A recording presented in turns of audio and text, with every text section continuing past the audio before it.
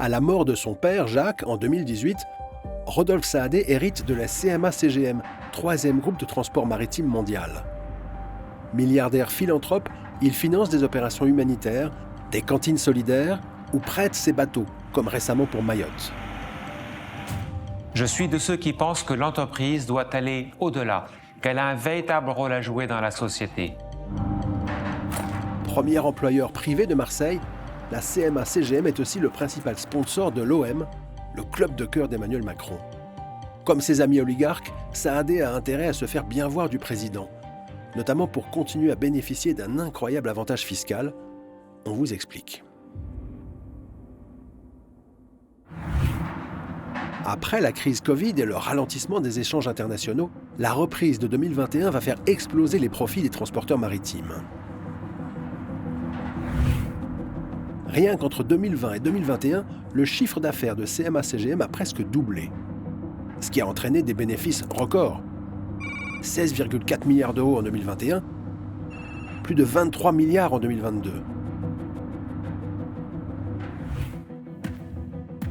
Ces super profits de Rodolphe Saadé, ce député PS les a analysés. Au moment où le déconfinement s'est lancé, il y a eu un très très grand besoin en fait de transport maritime et finalement très peu d'armateurs pour l'assurer. Si bien que le prix du container a explosé. Donc il était en moyenne à peu près de 2 000 euros le container et on est passé à 20 000 euros. Donc c'est x10. Et donc ça a fait exploser les profits de toute cette industrie de l'affrètement. Problème, depuis 2004, les compagnies de fret maritime ne sont plus taxées sur leurs profits, mais au tonnage, sur le volume des marchandises transportées. Très pénalisant pour l'État, ce cadeau fiscal avait été décidé par un ministre des Transports chiracien, Dominique Bussereau. Après avoir fait gagner des milliards à CMA-CGM, il avait été se mettre au service de CMA-CGM. Bonjour le conflit d'intérêts. D'autant qu'en 2022, Philippe Brun va découvrir que le cadeau fiscal décidé sous Bussereau était colossal. Sur ces 45 milliards de profits réalisés par CMA-CGM entre 2020 et 2023, Saadé n'a payé que 2,7% d'impôts. Comparé aux 25% que les entreprises payent normalement, c'est un immense manque à gagner pour l'État. Fin 2022, alors que le déficit public atteint 125 milliards d'euros et qu'avec plus de 23 milliards d'euros de profits, CMA-CGM est l'entreprise la plus rentable du CAC 40, notre député va tenter de convaincre le Parlement d'imposer davantage les super-profits.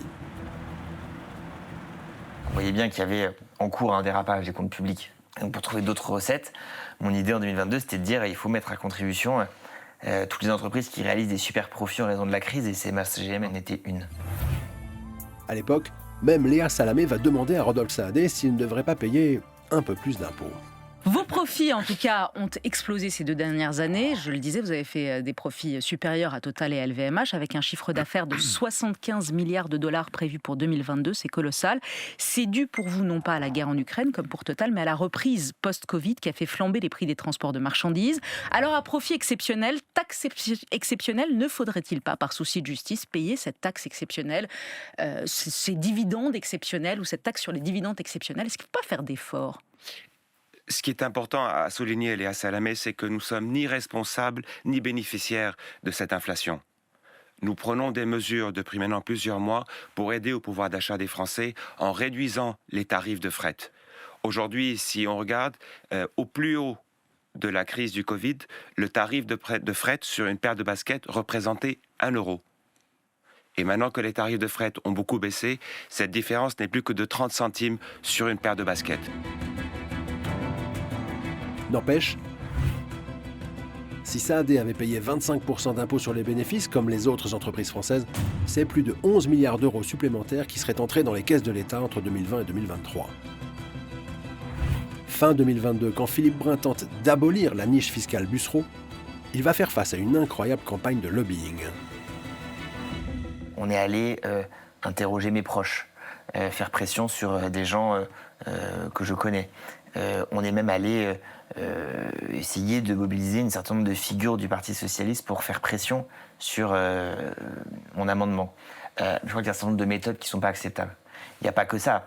Il y a à la fois le lobbying politique et puis aussi le lobbying intellectuel.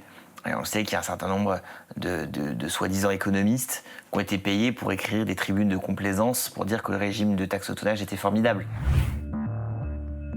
Entre 2019 et 2023, Saadé aurait dépensé près de 2,5 millions d'euros pour dissuader les macronistes de le taxer comme les autres entreprises françaises. Et ça marche. Alors qu'une taxe sur les superprofits rapporterait au moins 10 à 20 milliards d'euros par an selon l'Oxfam, pour récupérer une partie de ces milliards, Macron choisira plutôt de faire bosser les vieux encore plus vieux en retardant le départ à la retraite à 64 ans. Tout un symbole. À compter de 2023, grâce à ses superprofits peu taxés, Rodolphe Saadé va investir massivement dans la presse. Rachat de la Provence, de la Tribune, création de la Tribune Dimanche pour concurrencer le JDD de Vincent Bolloré. Saadé est partout. Et au fil des mois, il va multiplier les unes complaisantes pour le président qui protège ses superprofits. En 2024, en rachetant BFM TV et RMC à Patrick Drahi pour 1,5 milliard d'euros, Saadé devient encore plus influent. S'il choisit soudain d'investir massivement dans la presse, de racheter BFM TV et RMC, c'est bien évidemment dans une relation très particulière avec le pouvoir. Rodolphe Saadé chercherait-il à avoir prise sur l'Élysée, un peu comme Vincent Bolloré ? C'est le maximum de l'influence qu'on puisse s'offrir en France, BFM et RMC. Je ne le regarde pas comme une influence, je regarde comme une activité qu'on peut développer. Et c'est là où moi j'interviens en tant que nouvel actionnaire en leur donnant des moyens à BFM pour pouvoir grandir, se développer à l'international et être encore plus rentable qu'aujourd'hui. Merci, Rodolphe Saadé. Je vous en prie. Et merci Sonia De Villers, 7h59. Mais lors d'une réunion à BFM TV, convoquée quelques semaines auparavant, loin des caméras, le nouveau propriétaire de la chaîne s'était montré moins langue de bois en réponse à la question d'un journaliste.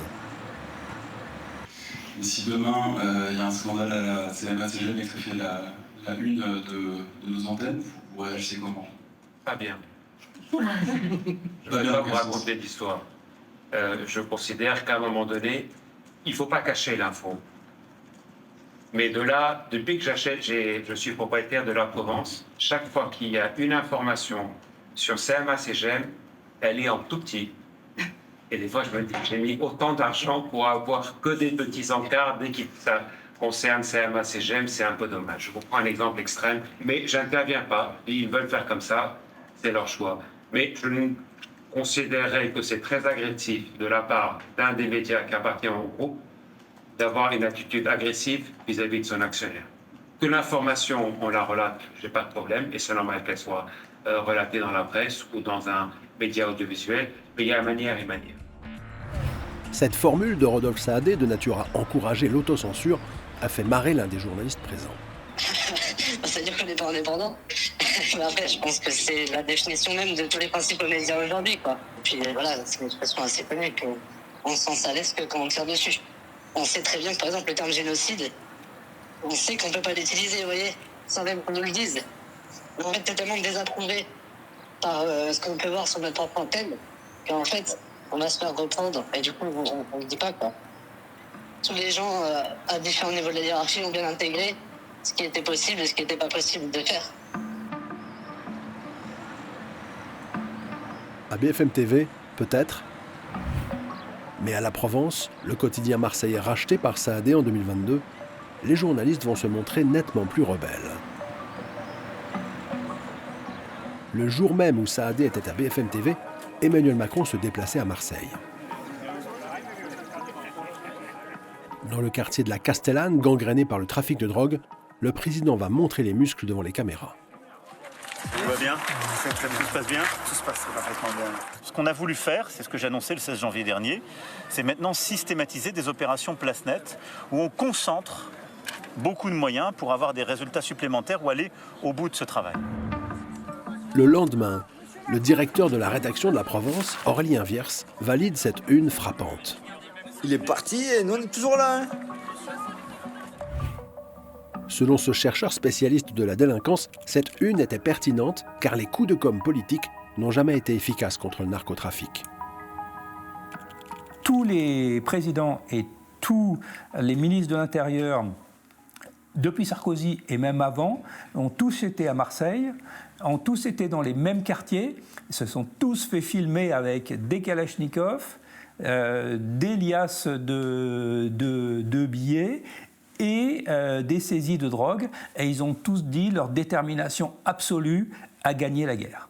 Voilà. Donc en fait, on a surtout une indignation morale. Comme on ne peut rien faire, l'idée c'est qu'on va dire que c'est absolument insupportable. Et ça, c'est la stratégie de communication qui est celle de M. Darmanin, mais qui était celle de ses prédécesseurs. Et pour le trafic de drogue, c'est intéressant aussi de voir que les approches style opération XXL, où là on fait 150 interpellations en une fois, en fait, le trafic reprend immédiatement. Donc ce ne sont pas des méthodes qui sont efficaces. Et voilà, c'est un peu ce que sous-entendait la Provence.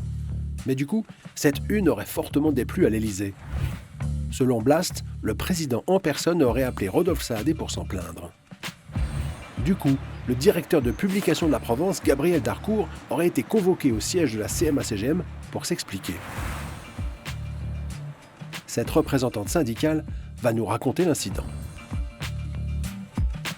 On avait un comité social extraordinaire, enfin un comité d'entreprise le lendemain, donc avec mes collègues, on entend dire que notre directeur général, Gabriel Darcourt, aurait été convoqué à la Tour pour s'expliquer sur cette une. La Tour, c'est ce qu'on appelle le bâtiment de Rodolphe Saadé, la tour de la CMA-CGM.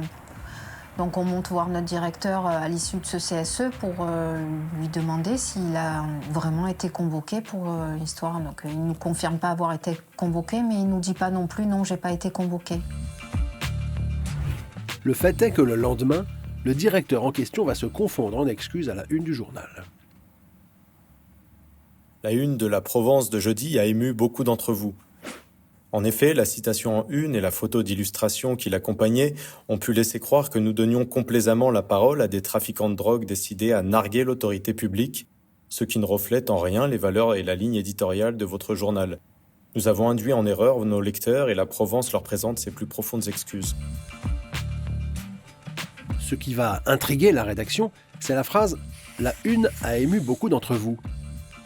Car en réalité, aucun lecteur ne s'était plaint. On a un système au sein de l'entreprise qui permet à chaque lecteur de pouvoir rebondir personnellement sur chaque article et d'interpeller le journaliste. Et on n'a absolument eu aucune remarque, aucune plainte, aucun coup de fil, aucun écrit, rien au sujet de cette une. Notre syndicaliste interpelle alors le big boss de la branche média de CMA-CGM, Jean-Christophe Tortora. Donc je demande à Jean-Christophe Tortora... qui a appelé, qui s'est fait remarquer au sujet de la une. Et il nous explique que, très naturellement, ce sont des gens de la Castellane, des habitants de la Castellane, qui l'ont appelé, lui, directement, le patron de Why Not Media. Moi, je suis contente de savoir que des habitants de la Castellane ont le 06 de Jean-Christophe Tortora, parce que moi, je ne l'ai toujours pas. En clair, les journalistes ne croient pas un instant que des habitants des quartiers nord de Marseille se soient plaints de leur une. Là-dessus, coup de théâtre, ils apprennent qu'Aurélien Viers, leur directeur de la rédaction qui avait validé la une sur Macron, est viré. Alors là, je suis estomaquée, honnêtement, j'hallucine. C'est la première fois, en fait, c'est la première fois qu'il y a une telle ingérence, oui, complètement. Et en plus, qu'il y avait des conséquences graves, quoi, de renvoyer quelqu'un. Ça portait atteinte à notre crédibilité. Il y a beaucoup de jeunes journalistes à la rédaction qui pourraient être tentés de s'auto-censurer. Donc la rédaction, très naturellement, s'est mise en grève pendant 4 jours pour soutenir son directeur de la rédaction. Et au bout de ces 4 jours, les salariés obtiennent la réintégration de leur directeur. Et Saadé sera obligé, mais Saadé... ultra-macronien au point de prendre des mesures de sanction de son directeur. Voilà, donc c'est un univers quand même qui est très inquiétant.